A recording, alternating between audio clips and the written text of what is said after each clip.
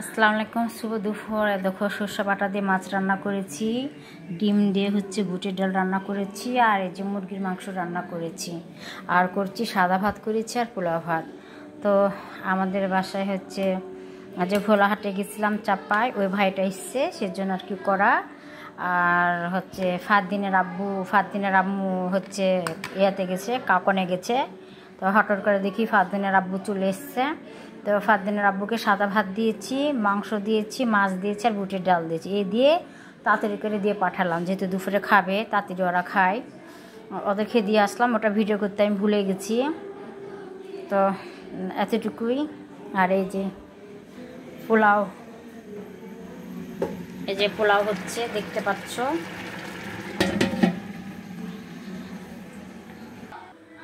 একটু সময় রান্না করেছি ওদের জন্য, আর একটু মিষ্টি। দেখেন ওরা বসে আছে, ওরা এসেছে মেহমান। তো এতটুকুই, ওরা সামনে আসবে না, তো চুপ করে ভিডিও করলাম। আসসালামু আলাইকুম।